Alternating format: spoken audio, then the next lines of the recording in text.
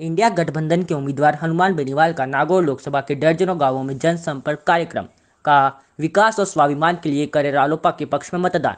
नागौर लोकसभा क्षेत्र से राष्ट्रीय लोकतांत्रिक पार्टी तथा कांग्रेस पार्टी के संयुक्त उम्मीदवार हनुमान बेनीवाल रविवार को खींवसर विधानसभा क्षेत्र के दर्जनों गांवों के दौरे पर रहे। बेनीवाल ने कहा कि राजस्थान में कांग्रेस पार्टी ने राष्ट्रीय लोकतांत्रिक पार्टी के साथ गठबंधन किया है और नागौर सीट आरएलपी के लिए छोड़ी। उन्होंने कहा, देश में वर्तमान हालत चिंताजनक है। स्वतंत्र एजेंसियों का जमकर दुरुपयोग करवाया जा रहा है। जो खुद के सांसद कोष का बजट खर्च नहीं कर सकी, उनसे विकास की कैसी अपेक्षा। हनुमान बेनीवाल ने कहा, ज्योति मिर्धा जब सांसद थी तब 4 करोड़ से अधिक राशि जो सांसद कोष की थी उसे खर्च करना भूल गई। ऐसे में केंद्र की योजना तो दूर, जो खुद के सांसद कोष का पैसा नहीं खर्च कर पाई, उनसे विकास की कैसी अपेक्षा की जा सकती है। ये बात आम आदमी कह रहा है। बेनीवाल ने गाजू, पालड़ी जोधा, जनाना, बू नारावता, ग्वालू, खजवाना, औरादन, ददवाड़ा, नोखा चांदावता, तोल चांदावता, रिया श्यामदास, कड़वासरों की ढानी, हर्षोलाव, भाटियों की ढानी, असावरी, सैननी रून, हिलोड़ी, शंखवास, मुंडियाड़ आदि गांवों में जनसंपर्क किया। मेड़ता से पूर्व विधायक इंदिरा देवी बावरी, पूर्व प्रधान जानाराम फिरोदा, मेहराम सहित कई नेता दौरे में बेनीवाल के साथ रहे। सोमवार को रहेंगे जायल क्षेत्र के दौरे पर। हनुमान बेनीवाल लोकसभा चुनाव को लेकर सोमवार को जायल विधानसभा क्षेत्र के दौरे पर रहेंगे। बेनीवाल जायल क्षेत्र की पूर्व विधायक मंजू मेघवाल व रालोपा नेता अनिल बारूपराल के साथ रोल, डीडिया, बोडवा, रूपाथल, अडवट, टांगला, फरडोड, खाटूबड़ी, पिंडिया, सांडीला, तरनाव, रोहिना, दोतिना, भावला, गेलोली, लूणसरा, डेहरी व बुगरडा आदि गांवों में जनसंपर्क करेंगे। तब मेरे सामने दो ही रास्ते थे, या तो मोदी के सामने सरेंडर करूं, जिस तरह देश के हमारे समाज के तमाम नेताओं ने उस समय किया था, और या फिर उन किसान भाइयों की दुख तकलीफ को समझ के सत्ता को ठोकर मारूं। मैंने किसानों के समर्थन का रास्ता चुना, मोदी की सत्ता को ठोकर मारी, परशुराम थाली को छोड़ के आपके 20-70 दिन अगर हाईवे पर बैठ के कोई संघर्ष कर रहा था, नागौर का सांसद था, इलाके की रखवाली कौन करेगा? यही तो अंतर है मेरे अंदर और उन लोगों के अंदर। उनके पास पैसा है, टिकट भी ले आते हैं पैसे से। कायदा तो ये है कि विधानसभा में हार गए, 3-4 बार हारों को टिकट नहीं देते।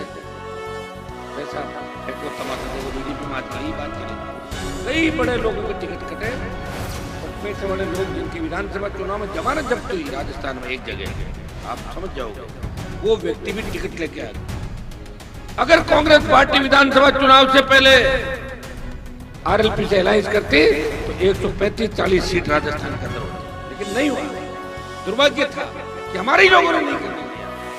कई चाहते थे, लेकिन कई लोग चाहते थे कि नहीं हुई। गठबंधन में कोई ऐसे थोड़े हुआ, आपको पता है 20-25 दिन लग गए थे। और किया क्यों गठबंधन, ये भी सुन लो। मैं तो एमएलए हूँ, आप एमपी बना दोगे, फिर चुनाव आ जाएंगे, क्या मैं चुनाव लड़ता रहूंगा? कि जीवन भर काम भी तो करना पड़ेगा आदमी को। चुनाव के अंदर कितना हर समय आपका लगातार वोट देते थे, आप लोग भी थक जाते हैं। अरे कितनी बार वोट दें, 7 बार 8 बार 9 बार। लेकिन लड़ाई इसलिए लड़नी थी कि जिले को बचाना है। एक तरफ पूंजीपति ताकते, मोदी और अमित शाह का घमंड अहंकार कि हनुमान को नहीं आने देंगे लोकसभा के अंदर, चाहे मैं कुछ भी करना पड़े। मैंने कहा मैं आऊंगा लोकसभा के अंदर, चाहे मुझे गठबंधन करना पड़े, कर लिया। और ये इस गठबंधन से फायदा ये हुआ कि मैं आपके बीच में जाऊंगा। वाड़ू के अंदर हमेशा आपने सहयोग समर्थन रखा, और सही 14-15वां चुनाव है मेरे परिवार का। 2 बार पिताजी को विधानसभा के अंदर जिता के भेजा, 4 बार मुझे जिताया, 1 बार एमपी बनाया, 1 बार निर्दलीय एमपी में लड़ा जब भी वोट दिए। और अब फिर ये चुनाव 24 का आपके बीच, ये जो चुनाव है, इस चुनाव में हमें 2 ही बातों का ध्यान रखना है। एनडीए से पिछली बार में आया था, आपने भारी वोटों में चुनाव जिताया, लेकिन जब देश के किसानों को आवश्यकता पड़ी तब मेरे सामने 2 ही रास्ते थे, या तो मोदी के सामने सरेंडर करूं, जिस तरह देश के हमारे समाज के तमाम नेताओं ने उस समय किया था, और या फिर उन किसान भाइयों की दुख तकलीफ को समझ के सत्ता को ठोकर मारूं। मैंने किसानों के समर्थन का रास्ता चुना, मोदी की सत्ता को ठोकर मारी, परोसित थाली को छोड़ के आपके 20-70 दिन अगर हाईवे पे बैठ के कोई संघर्ष कर रहा था, नागौर का सांसद था, तो किसान के सम्मान की राय कर रहा था।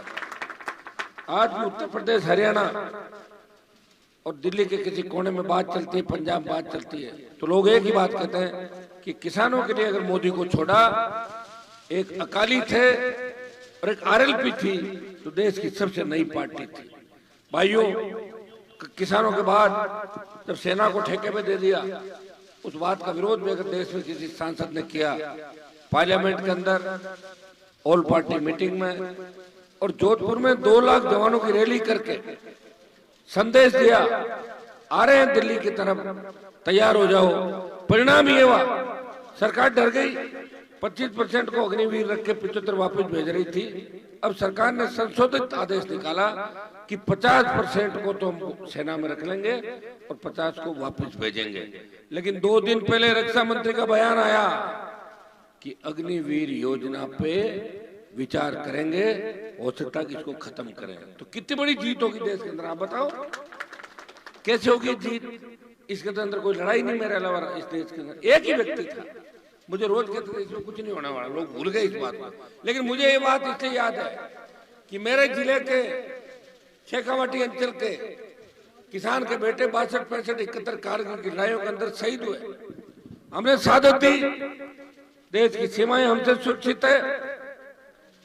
देश के पैरामिलिट्री फोर्स हमारी, जिसमें सीआरएफ, सीआरपीएफ, बीएसएफ, सीआईएसएफ, जितनी भी पैरामिलिट्री फोर्स है, उसमें हजारों बच्चे हमारे इन शेखावाटी इस अंचल के।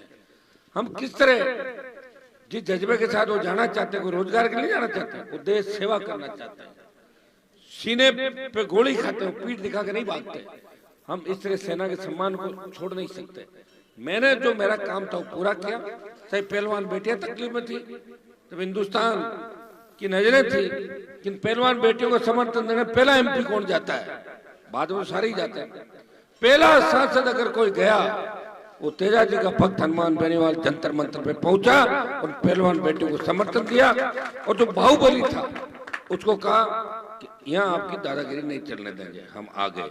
पार्लियामेंट में मामला उठाया, चालान करवाया और उनको सबक सिखाया। उसके बाद तो लोग आने लगे थे, एक के बाद एक, जब जरूरत थी तब की मैं आपको बता रहा हूँ।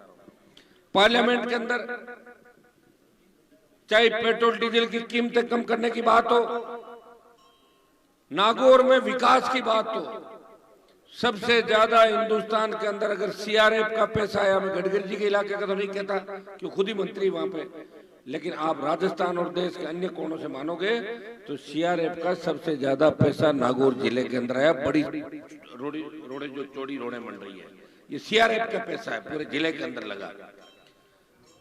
प्रधानमंत्री ग्राम सड़क योजना, पूरे देश में अगर 400 किलोमीटर सड़क कहीं आई संसदीय क्षेत्र में, तो मंत्री के खुद के संसदीय क्षेत्र में थी। संघर्ष चला लंबा, 3 साल लड़ाई के बाद 400 किलोमीटर प्रधानमंत्री ग्राम सड़क योजना का 350 करोड़ रुपए नागौर के अंदर लाया। जो टेंडर आपका इसका भी हो गया, जिसमें बू जनाना बू ग्वाड़ू बढ़नों का सीधा जुड़ जाएगा आपको 5.5 मीटर। और इसमें लड़ना पड़ा, लड़ाई लड़नी पड़ी, एक बार में नहीं होती।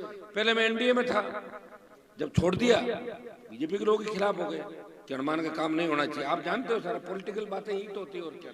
फिर आदमी को लगता है कैसे रास्ता निकले। मैं कोई बात छोड़ता नहीं, मेरी एक आदत है, बात पकड़ लेता हूँ, बीच में नहीं छोड़ता। अगला थक जाता है तो मैं क्या करूँ बताओ? मैं जिसके लिए लड़ूं वही थक जाए। बाकी आपने देखा होगा कि सड़कों में सरकार को कितनी बार झुकाया, कितनी बार सड़कों में डीजी कमिश्नर सरकार के मंत्री बुलाए। बजरी का जो आंदोलन था, छोटा आंदोलन थोड़ा ही था। बजरी माफिया कितना बड़ा व्यक्ति था, उसको ठीक कर दिया, घर के ताला देके भाग गया जब ईडी आई उसके यहाँ पे। तो किसने किया?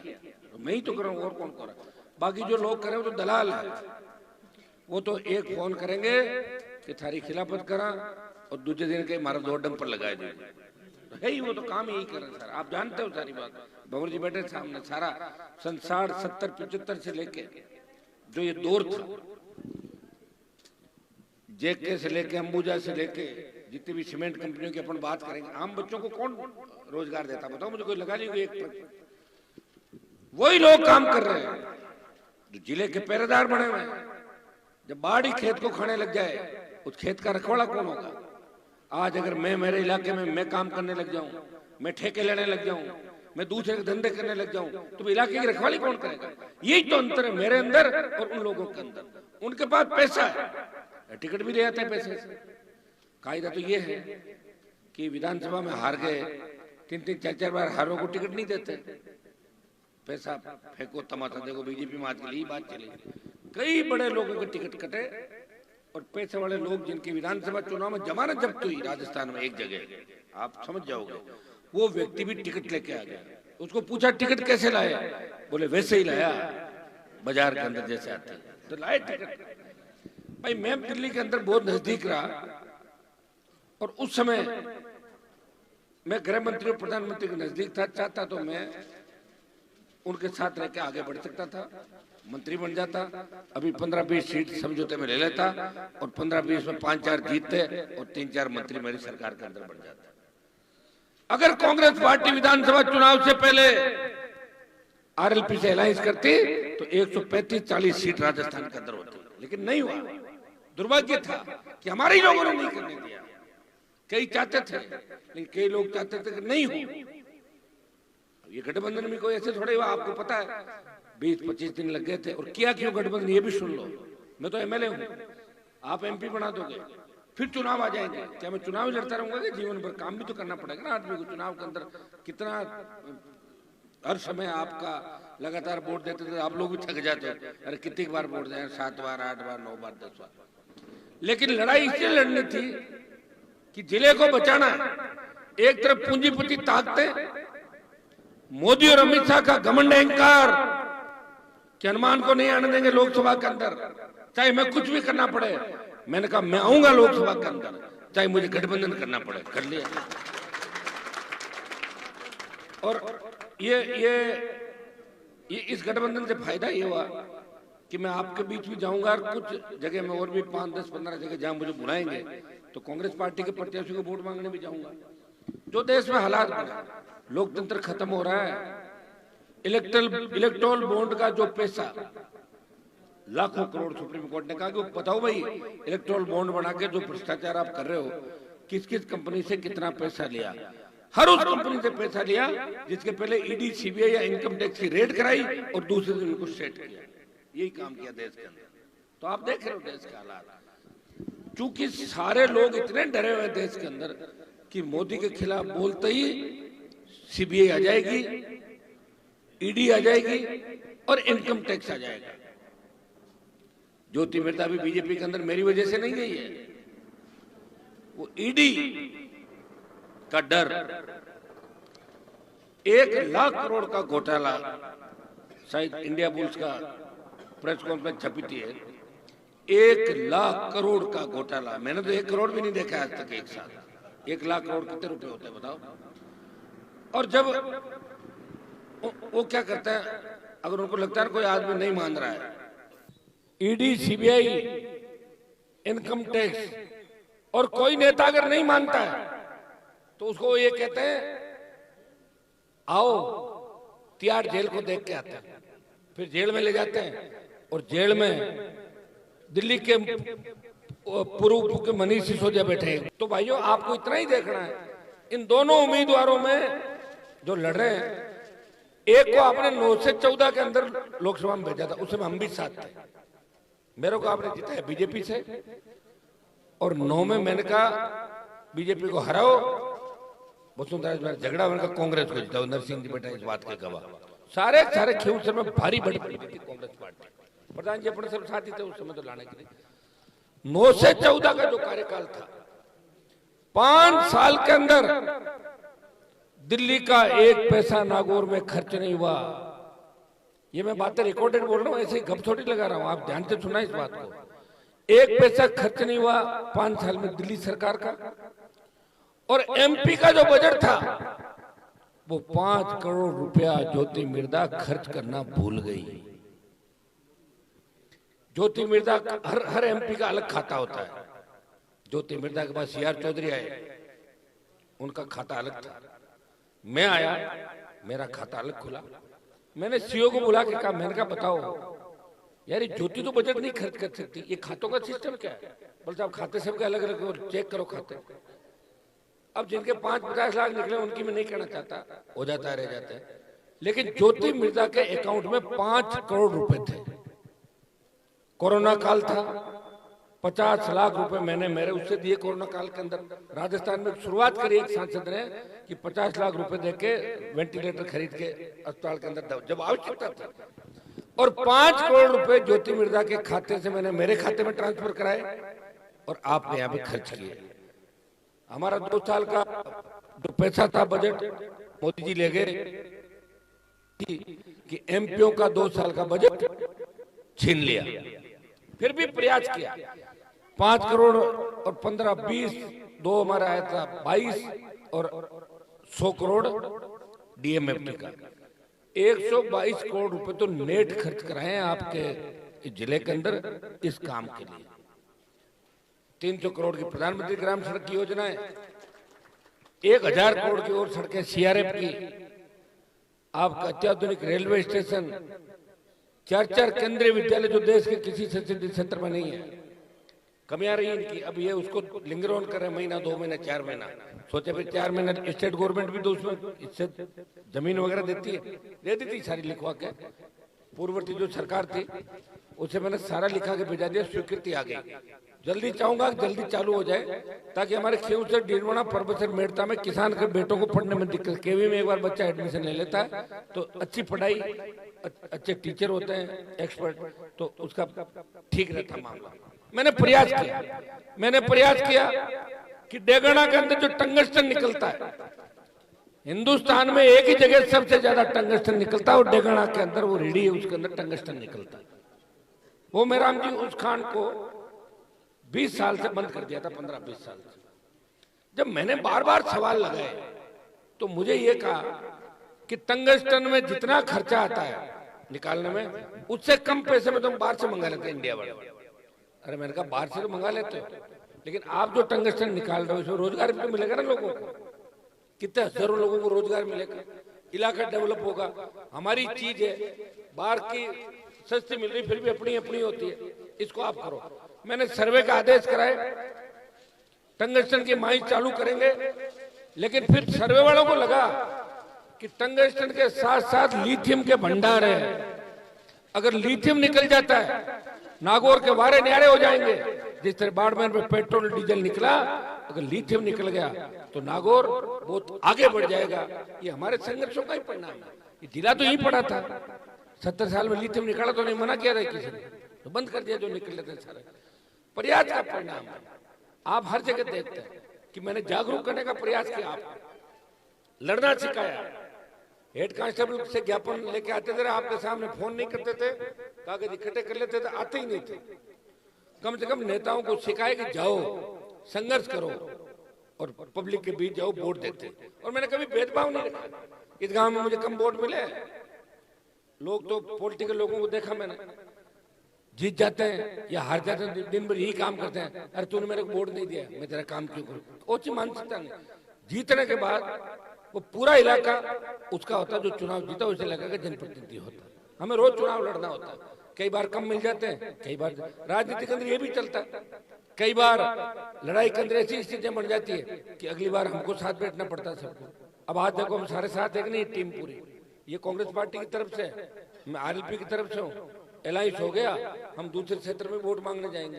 कांग्रेस आरएलपी का अलायंस हुआ राजस्थान का, तो सारे साथ। सुनो, बीजेपी ने तो माए लगे इलाज करवाते, मैं तो खुला, मैं तो बलदेव जी थे तो माए कारीगरी करो, थे तो हम लोग काम जारी रखो। मतलब काम मारो ही कर रही है खाई को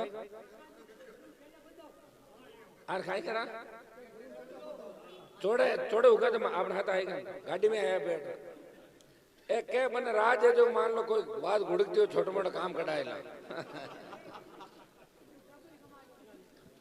मैं इस मौके पर आपको इतना ही आश्वस्त करना चाहता हूं कि सबको अपने को मिलजुल के रहना है। बड़े गांव है, इस इलाके ग्वारू बड़ा गांव है, हम सबको गर्व है इस गांव पे, आजादी के आंदोलन के अंदर भी जब संघर्ष की आवश्यकता होती तो हमारे किसान के बेटे इस पूरे इलाके के अंदर तैयार खड़े मिलते।